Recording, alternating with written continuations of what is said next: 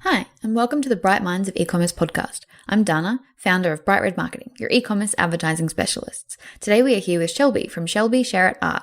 She is a creator of whimsical Australiana art, quirky pottery goodness, and creator of juicy content. In today's episode, she shares her creative process as well as how she grew to over 1 million TikTok followers. So let's get into it. Welcome to episode 19. Welcome. I'm so excited to have you. Oh, thank you for having me. I'm very excited to be here.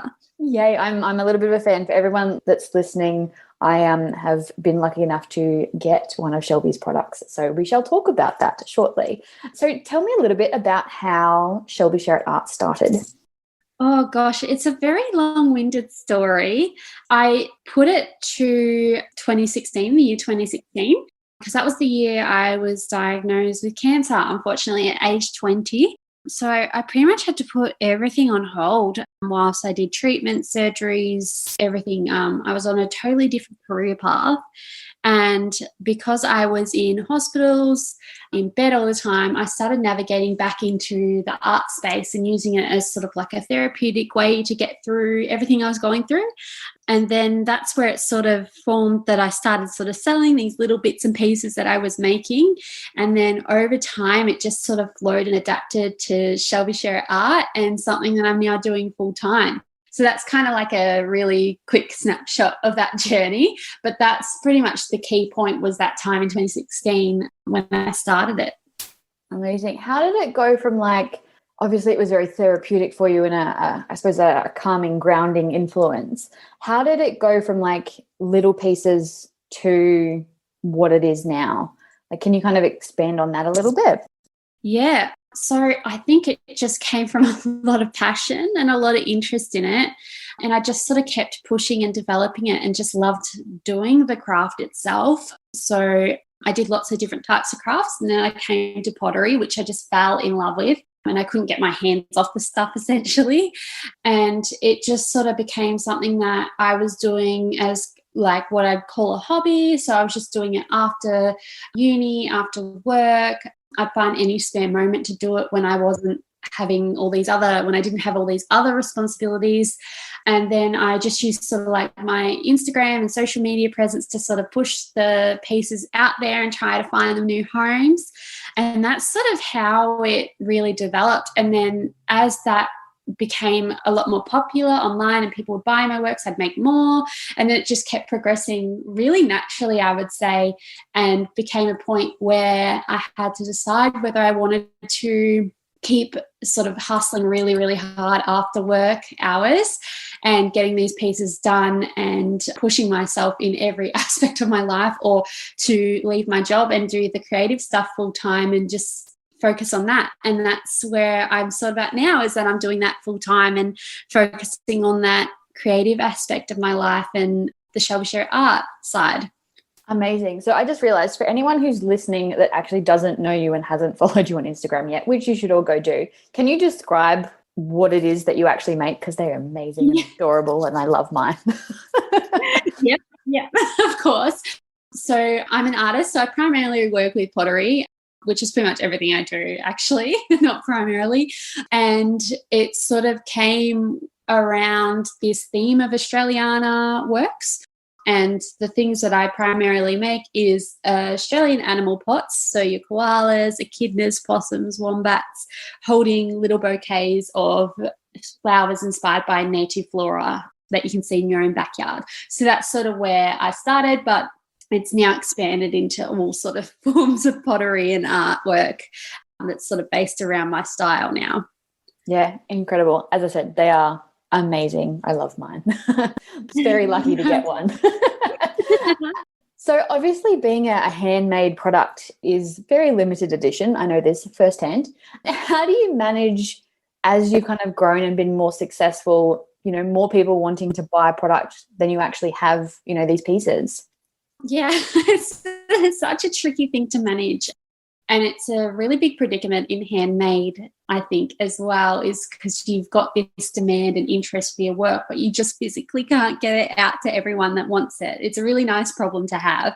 But the way I've sort of done that is sort of practice, I would say, actually, is just like taking my pieces and practicing and trying to get the techniques and styles really refined so I can do it really quickly, but also still have time to sort of enjoy the creation process, which sometimes can be a bit tricky when you're making lots of works. But I pretty much have sort of almost put in like a routine. Before, when it was sort of a hobby, it was sort of just like I'd go with the flow with the creative process. It was more therapeutic based, just making when I sort of felt like I needed it. Whereas transitioning that to full time, it's now become more of a routine based practice in my studio. So it might look like making the pieces one day, refining their sculptural form the next day, signing all of them and getting them ready to painting them for 2 days, and then doing the different kiln cycles on another couple of days. So it becomes a little bit more routine based rather than your go with the flow momentum of art practice. So that's been something that I'm always struggling with, because I've always come from that go with the flow when I do my art. But that's sort of how I've sort of adapted to that need to make more product. And additionally, just sort of changed the way I do certain techniques so that I can get more works out there. So working smarter, not harder. And that's where my split casting molds come into play, is that I've got these molds that I can pour. So I've got the same shape, it's consistent, and all the hand painting, I can spend as much time on that as I need to get the pieces where they need to be. Yeah, lovely. How do you find people in relation to the fact that you can't always, they can't always buy a piece when they want to? So I think it took me 3 or 4 goes to finally get my adorable little koala pot, but I was just super excited. But I know that not everyone is super happy all the time. Do you have people complaining and things, and how do you deal with that? Yeah, it's actually really tricky. I never thought that would be something I would come across, because I initially thought people would be really understanding that I'm only one person making, as many pots as I can possibly make per month, per week. But the way I deal with it is I sort of just try and be really transparent and communicate on my social platforms so that people are aware of how the restocks work. So when I put new work on, how they work, I always remind people that it's just me and to be kind. Because, at the end of the day, I wish I could make everyone something. I wish I could make so many. It would be good for my pocket as well. So I would love to make everyone something, but it's just sort of reminding people that the beauty of the product is the fact that it is so limited, and you can only get one of these in the world from one person. So that's sort of what I sort of angle towards.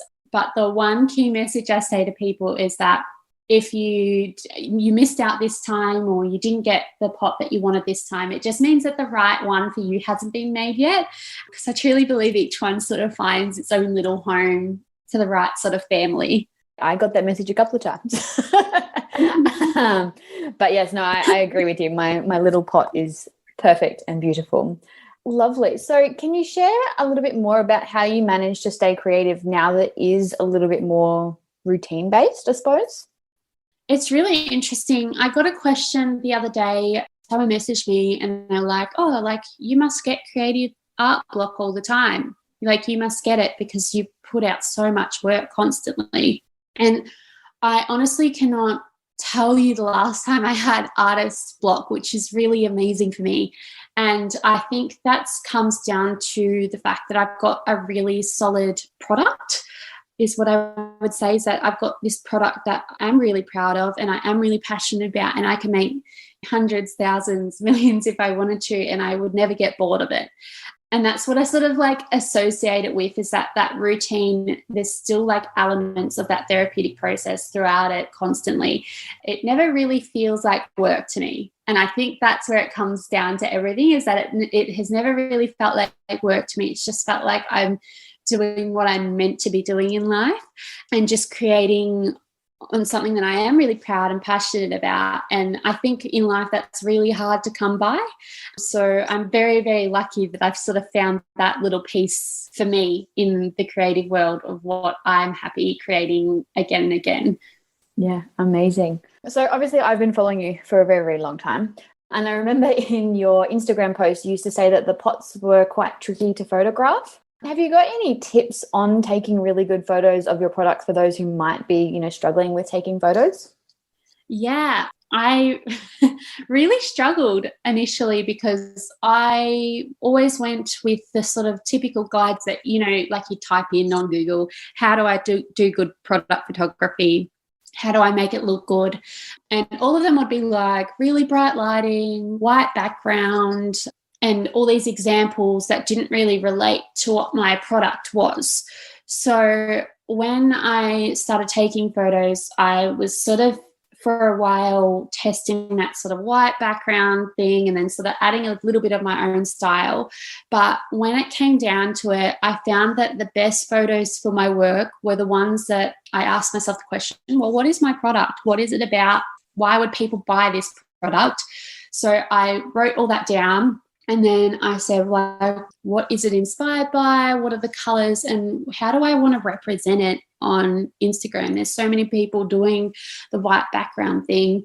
There's so many people doing different things that you don't have to follow a rule guide of how to take product photos, just as long as you're showing what the product is, why someone might want it, what purpose it fulfills, then you're doing your product photography right. So I completely challenged the status quo of a plain white background and went for completely colourful backgrounds with big textures like autumn leaves, backdrops of just pure flower bushes, and photographing the pieces in front of those because the pieces were for their little pots. So they are for getting your little pieces of nature and propping them in there. So that's where I sort of just, I guess, carded that advice to do the plain white background and just did my own style and my own thing and presented it in my own way.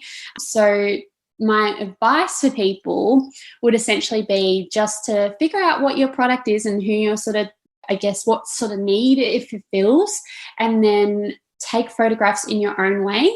You're always going to not like your first product photos because you're still learning and you're still developing your style, but still put it out there because I guarantee it's just you sort of finicking over the small details and you'll slowly develop your style over time. That is amazing advice. I don't think I want to see another white background photo unless it's for like e-commerce on a website for something that's a little complex. Like, yeah. The way you take your photos now is just stunning and it suits your product so well. But if someone else tried to copy that was a slightly different product, different brand, it probably wouldn't work as well because it's so on brand for you. It's amazing.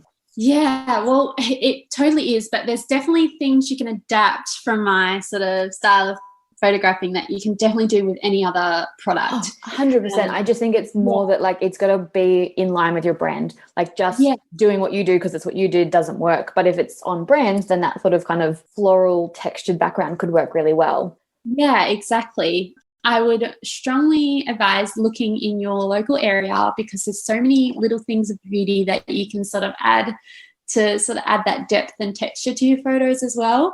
Some stuff that's probably in your own backyard that you didn't even realize. So yeah, just keep your eyes peeled to add to your photos. I love that. Now, I have seen you grow crazily on TikTok over the last months. How long has it been since you joined TikTok? Oh gosh, I don't even think it's been proper year yet. Cool. And you have over 1 million followers. Like that's insane. Yes. Can you tell us a little bit about like what you were thinking when you first started TikTok and like what's happened since then? All right. So, you know what? It probably has been a year because this is what I thought when I first got TikTok. I think I downloaded it at the end of 2019 and I went on the app and there was just like a lot of like dancing videos and people singing to, popular songs. And I was just like, this is not for me. This isn't right. I don't think I can do like post on here. This doesn't feel like my sort of vibe and what I can put time towards. And that was another thing. I was just like, I don't know whether I want to put time into this when I haven't even really seen anyone doing what I'm doing on here. So I deleted that app and I didn't look back for a while. And then I think it wasn't until maybe March when the first sort of COVID lockdown in Victoria, and I saw another friend posting on TikTok, and I think she amounted to 500,000 followers in under sort of 6 months.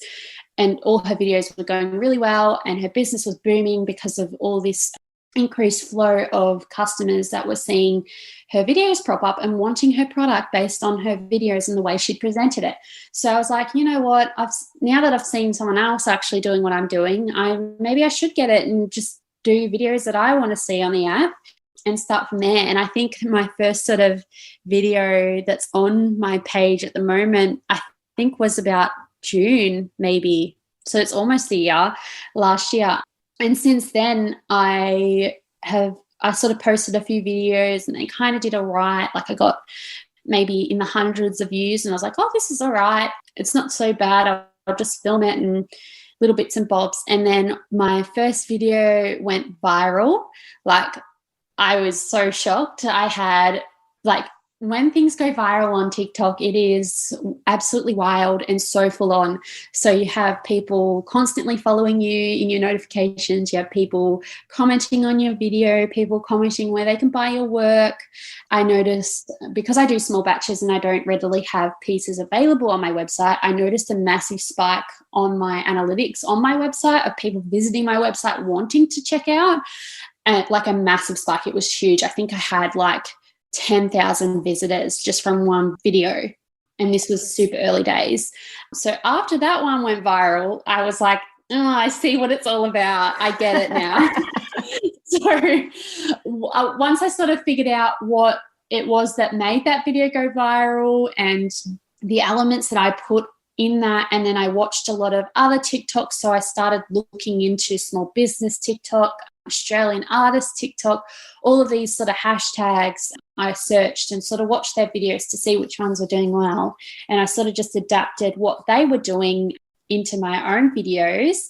And then the rest has sort of been history. It's just been putting out these videos. And then the mold series eventuated from that as well, which is a total different, almost like a different path for me in the TikTok journey as well. Yeah, amazing. So you said you went and, did lots of research to see what was happening. Are you able to share any of the things that you saw that were making a difference in the videos? So I noticed that it's all about sort of using a trending song sometimes just to get that first sort of algorithm momentum. So trending songs are sort of the ones, they sometimes show them in your song page. I don't know what they call it on the app, but the song page, they've got a lot of trending songs there that you can pick from. But generally the trending songs I find are the ones that keep coming up on your main page. So what I do is I just save those for a later date if they suit my branding, and then I'll use them on my videos, whether that's as the main feature of the video sound or whether I do a voiceover and just put it on as the background sound. I found that really works. So yeah, using the trending sounds is one. Another one is to use some relevant hashtags. So don't fill the post with hashtags, but use a few relevant ones, which is pretty similar to how you'd go about Instagram. So I think you can using about 3 or 4 works really well. Another thing is, the biggest thing I find with my videos is taking the viewer on an elevator pitch journey.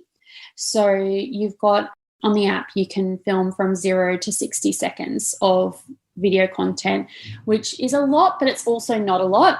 So big tip I saw was actually taking people on the journey with you. So having a start, middle, and end, or having some sort of tip or skill or advice, and making sure that you're filming as if the viewer is doing it themselves is a big thing that I noticed, because people want to see what you're doing and they want to watch it and they want to sort of gain something from watching your content. So that's sort of my main advice, and just sort of adapting it to what your branding is and what your style is works really well, because people want to see authentic, different, unique, but also want to come with you for the journey of whatever you're making, doing, creating. That is amazing advice. Thank you very much. Any last tips for artists wanting to grow their business before we kind of wrap it up?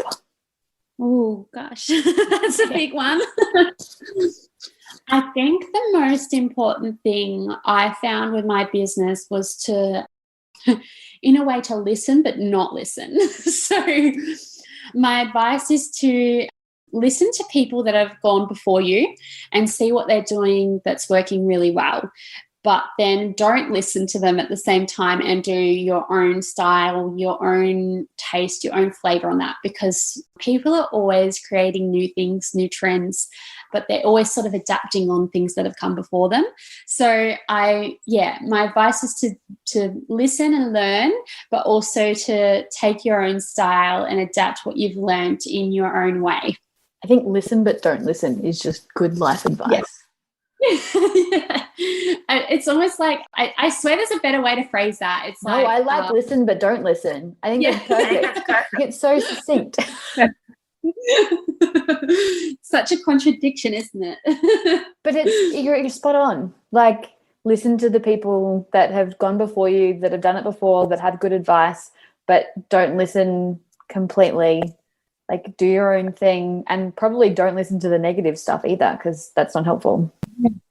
Yeah, exactly. Yeah. Do you get many negative comments on TikTok? I find that sometimes TikTok can be a bit nasty sometimes. Maybe I'm in the wrong part of TikTok.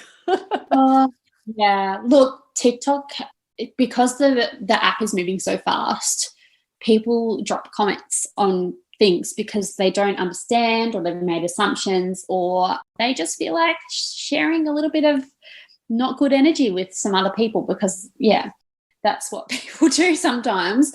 The way I treat my TikTok, for a while I actually had a few videos come up and they were like, you should keep the negative comments on your posts because it helps with your engagement. And I'm just going to card that comment in the bin. And I think you should too.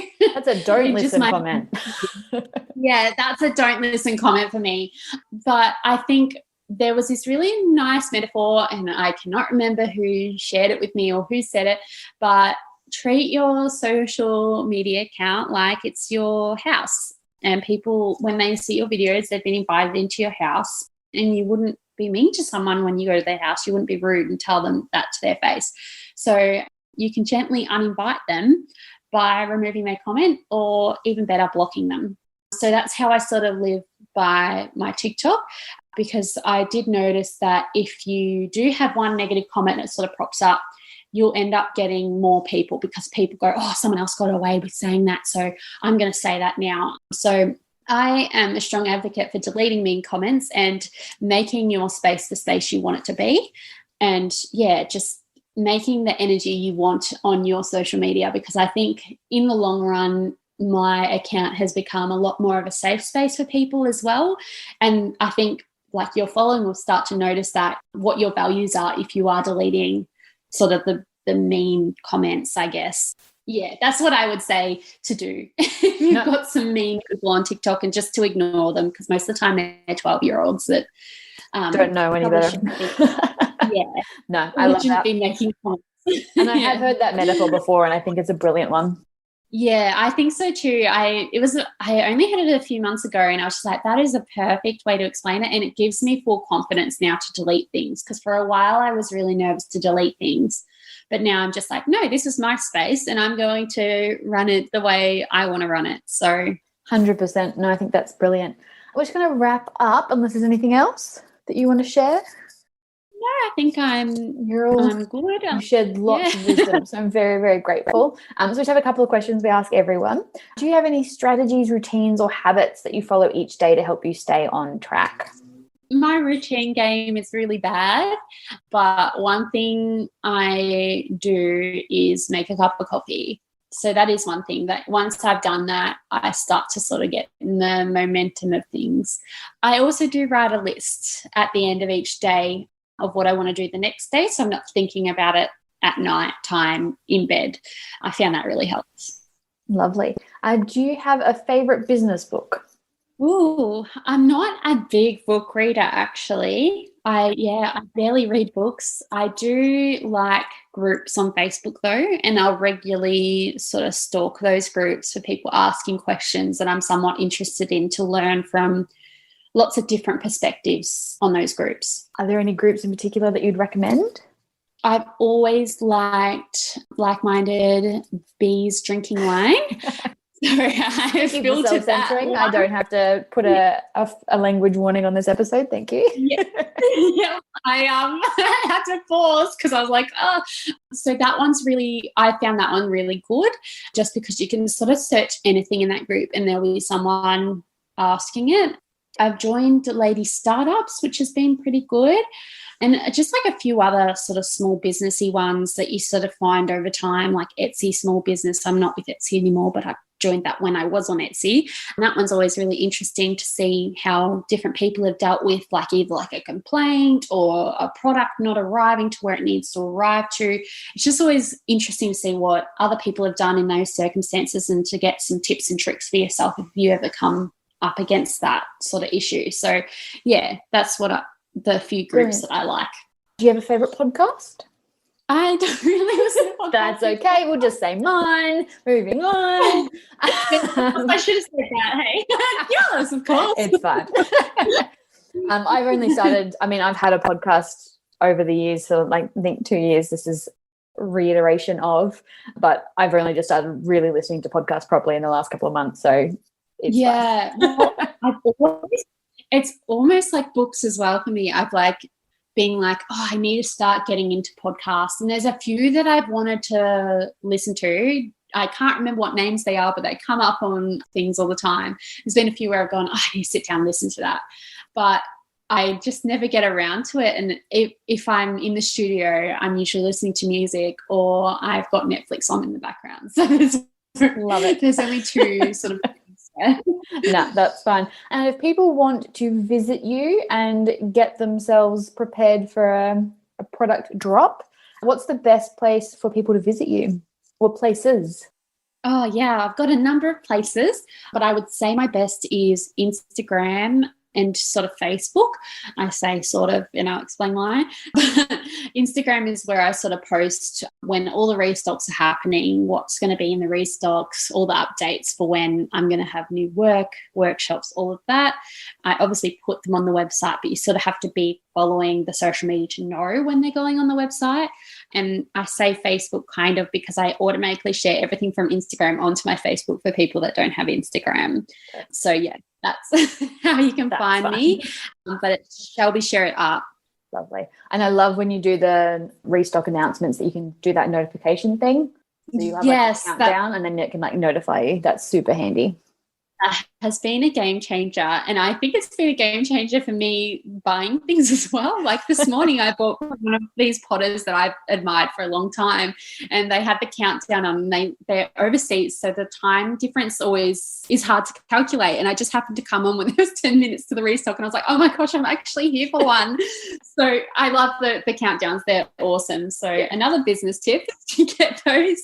Get the countdowns, use them. Because I think that's how I ended up with my pot. Because I think the first time I put a calendar in my diary, but there was like the time difference because I'm in Queensland and I was like an hour late or something and I was like, oh no.